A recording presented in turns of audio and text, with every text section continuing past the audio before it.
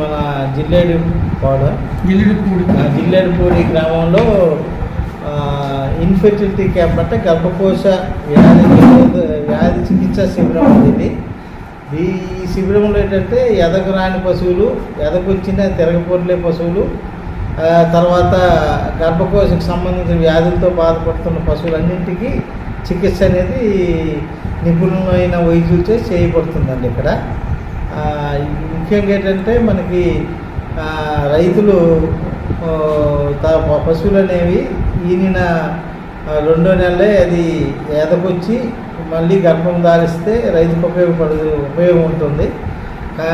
ఈ అనుకున్న టైంలో ఎదగరాని పక్షంలో ఏదో ఒక లోపం ఆ పశువులో ఉందని గమనించి దాన్ని మనం వైద్యం చేసి సకాలంలో ఎదగొచ్చేటట్టు చేయడం అనేది ఒక ముఖ్య ఉద్దేశము ఈ క్యాంపులో.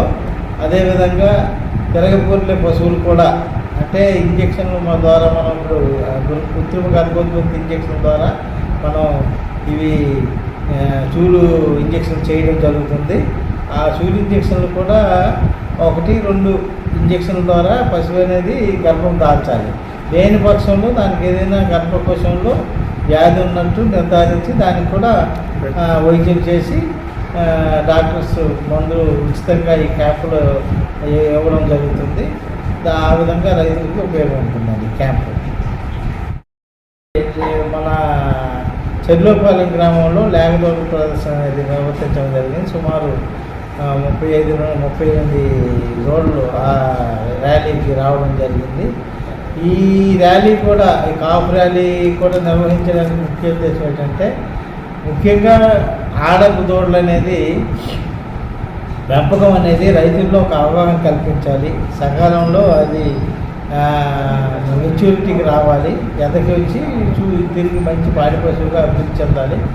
ఆ చెందడానికి ఏంటంటే పెయ్య పుట్టిన నుండే శాస్త్రీయ పద్ధతిలో పెంచినట్లయితే అది అనుకున్న టైంలో అంటే ఇంచుమించు 12 నుండి 14 మాసంలో ఆవు పెయ్యి అయితే, అదే 18 నుండి 24 మాసాల్లో వేరు పెయ్యి అయితే ఆడపెయ్యలు తిరిగి ఎదకు సకాలంలో ఎదకొచ్చి మంచి పాడి పశువుగా తయారయ్యే అవకాశం ఉంది.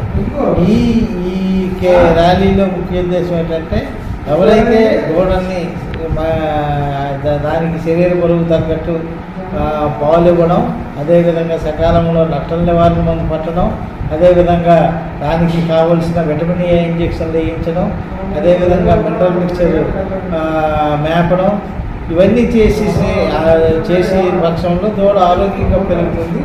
ఆరోగ్యకరమైన దూడలకే ప్రోత్సాహపూర్వకంగా 1st, 2nd, 3rd ప్రైజులు ఇవ్వడం జరిగింది.